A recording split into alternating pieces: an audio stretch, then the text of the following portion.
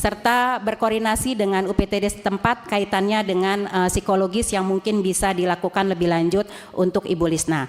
Nah, terkait dengan proses hukum, akan lebih baik jika penerapan pasal yang tadi disampaikan oleh rekan dari KPAI dan juga kuasa hukum itu harus dilihat lebih dalam dan juga lebih jauh, karena latar belakang berkaitan dengan kekerasan dalam rumah tangga yang terjadi dalam keluarga ini sudah cukup mengental dan sudah cukup dalam dan sudah dilakukan sejak korban masih kecil, dan juga diperlakukan juga untuk ibu korban sendiri, sehingga tidak menutup kemungkinan bahwa peran serta kekerasan dalam rumah tangga sampai menimbulnya korban nizam itu kemudian meninggal itu tidak lepas peran dari seorang ayah di situ. Selain itu kami juga menginformasikan bahwa mantan suami Ibu Lisna ini kebetulan adalah anggota geng yang menurut saya juga patut untuk atensi lebih lanjut kepada Bapak kepolisian ya, khususnya karena ini kaitannya dengan ancaman yang seringkali diterima oleh Ibu Lisna. Mungkin begitu Pak Ketua, terima kasih. Assalamualaikum. Ya. Sebelum ke Pak Kapolres ya, yang pertama saya minta dijamin keamanannya Ibu ini Pak. Ya, hajar aja gangster itu, nggak ada urusan Pak. Masa udah sejauh ini belum ada penindakan Pak. Lalu nanti jangan terlalu bertele-tele yang soal timeline ini Pak. Kita nggak perlu, yang perlu langsung ke inti masalahnya. Ya mulai kesimpulan sampai ini. Ya silakan Pak Kapolres.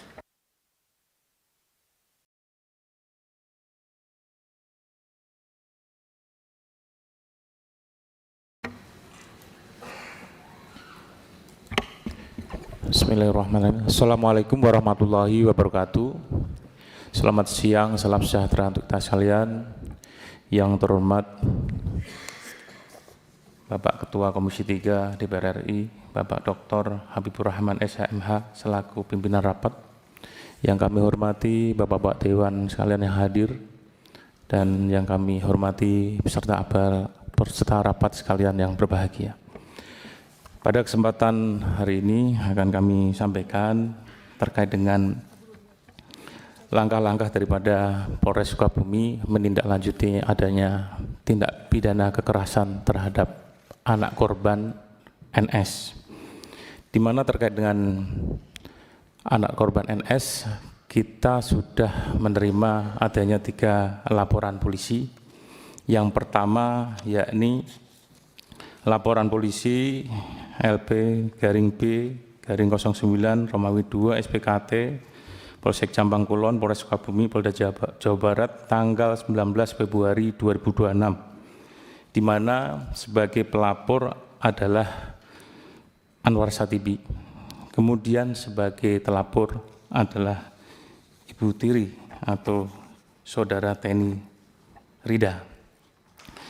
Terhadap perkara tersebut kami terima tanggal 19 Februari, kemudian kita tindak lanjuti dengan maraton melakukan penyelidikan sehingga tanggal 20 sudah kita naikkan sidik dan tanggal 22 kita sudah menetapkan tersangka, dan terhadap tersangka sudah kita lakukan penahanan di tanggal 23 Februari 2026. Pak, tersangkanya siapa aja? Pak? Tersangka Ibu Tiri, inisial TR, yaitu Teni Rida.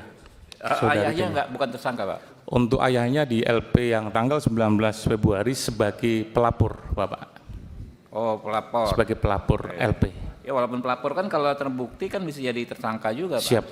Namun dalam perkara ini Bapak, kami juga menindaklanjuti laporan polisi yang kedua, yakni laporan polisi yang dibuat di tahun 2024.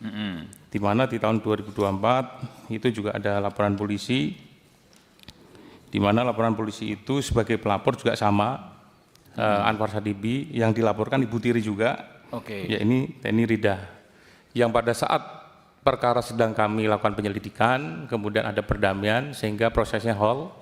Karena kemarin ada pernyataan pencabutan perdamaian tersebut dan juga adanya perbuatan yang berulang, sehingga perkara tersebut sudah kami naikkan sidik, dan ke depan tentunya kita akan lakukan pembuktian untuk pemenuhan unsur gelar untuk penetapan tersangka. Kemudian terkait dengan Anwar Sadibi sebagai telapor. Kebetulan kami menangani laporan polisi yang ketiga yang dibuat oleh saudara Krisnamurti sebagai kuasa hukum orang tua atau ibu kandung, di mana laporan polisi B 106/2/2006 SPKT Polres Sukabumi, Polda Jawa Barat yang dibuat pada tanggal 24 Februari. Ya. Walaupun terhadap korban atau pelapor belum kita minta keterangan karena memang masih situasi berduka. Namun kita sudah maraton melakukan penyelidikan, melakukan langkah lain untuk mengumpulkan alat bukti. Dan kita juga akan segera meningkatkan prosesnya menjadi penyidikan. Kemudian terkait dengan perkara yang sudah kita tangani sekarang, yang viral, di mana laporan yang dibuat tanggal 19 Februari, tentunya kita melakukan penyidikan yang betul-betul profesional, tidak under pressing daripada pemberitaan media sosial ataupun intervensi lainnya. Kemudian kita melakukan kolaborasi interdisipliner melibatkan daripada forensik, di mana kita melibatkan psikologi klinis, kemudian juga psikologi forensik, kemudian kita juga akan menyiapkan pembuktian yang tentunya bisa dipertanggungjawabkan secara ilmiah. Dari tindakan yang sudah kita lakukan, memang kita sudah melakukan pemeriksaan sebanyak 18 saksi, kemudian 3 ahli, dan kita mendapatkan bukti-bukti surat seperti visum et repertum yang di situ sudah menggambarkan bagaimana terjadinya luka lebam yang disebabkan oleh trauma panas dan juga trauma benda tumpul. Jadi ada trauma panas dan trauma benda tumpul. Siap. Oke.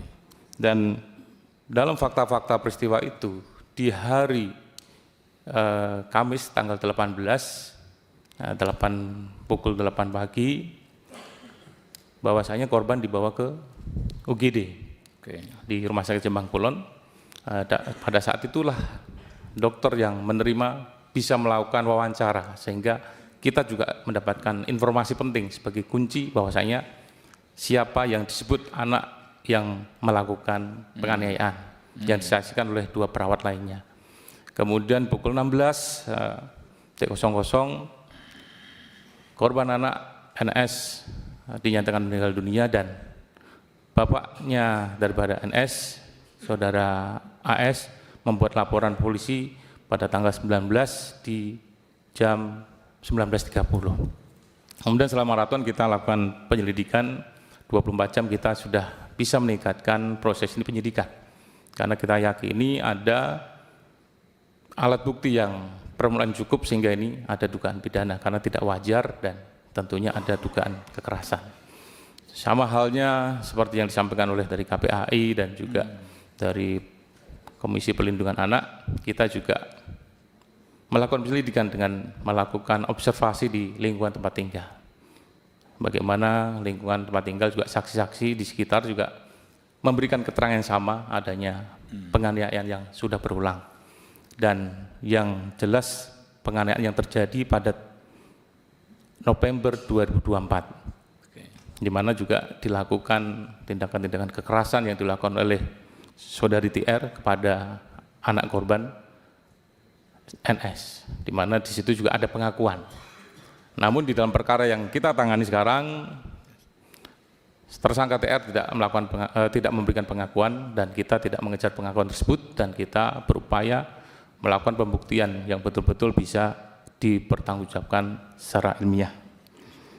Kemudian dalam mendukung pembuktian ini kita juga sudah mendapatkan hasil psikologi klinis, kemudian hasil psikologi forensik dan juga analisa dari psikologi dari ASIFOR.